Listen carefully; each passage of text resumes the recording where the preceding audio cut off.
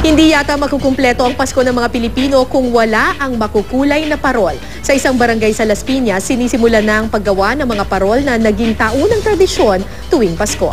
May nusugo si Isay Reyes. Puti, pula, dilaw. Ang iba, halo-halo ang kulay at disenyo. Yan ang kadalasang nagpapaganda sa mga bahay tuwing Pasko, mga parol. At dito sa barangay E. Aldana sa Las Piñas City, pagsapit ng ganitong buwan ng Nobyembre, abay wala nang tigil sa paggawa ang mga magpaparol na tinuturing na raw itong isang tradisyon. May 70 pamilya sa barangay ang kasama sa grupo na karamihay gumagawa ng mga plastic na parol. Isa sa veterano na si Aling Elvira. 1969 pa raw gumagawa na siya ng mga parol. Unang-una biyanang ko, mga 1935 sila nagawa eh. Tapos kami nang pinaano niya. Kasi meron mahilig sa parol eh. Kahit na maliit na bahay, madidinig mo, pabili nga kahit na ano lalagyan ko. Si Jerry naman, 25 pa lang daw nung magsimulang gumawa ng parol. Ito raw ang nagpapasaya sa kanya lalo pa pag nakita na niya itong kumukuti-kutita. Masaya. Sa mga bahay-bahay, ganyan. Pag tuwing Pasko, masaya. Parang masaya po kayo pag nakikita niyo nakakaganda ng bahay gawa niyo. Kani-kanyang toka ang bawat isa base raw sa talento at pasensya.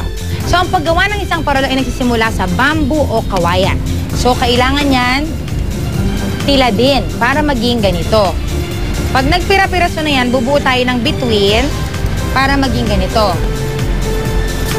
Lalagyan ng alambre ang bawat sulok. Tagdadalawa yan, dalawa sa taas, dalawa sa baba para bumuka. Tapos pagkatapos niya, lalagyan ng tukod. Ito yung tinatawag na tukod. Pahirap lang po. Ayan. Yun yung nasa gitna para bumuka ng tuluyan yung pinaka-parol. Pagkatapos niyan, itong ginagawa ni Kuya, yun siguro yung pinakamahirap at pinakamatagal kasi kailangan balutin na lahat yan ng plastic.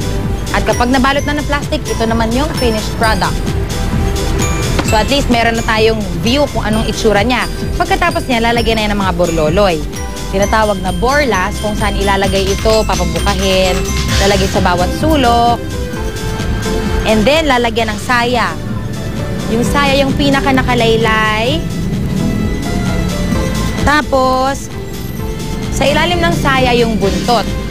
So, parang ganyan siya. Nakalagay yung saya at saka yung buntot. At pagkatapos niyan, ang pinaka-finished product natin na parol ay ito na. Ito ngayon ang tatawagin nating parol de Isay.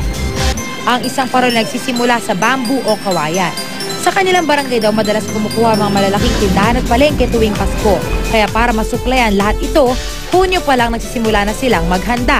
Pagsapit ng Hulyo, dinidikit na nila ang plastic sa bituin. Setyembre naman nila nilalagyan ng mga borloloy.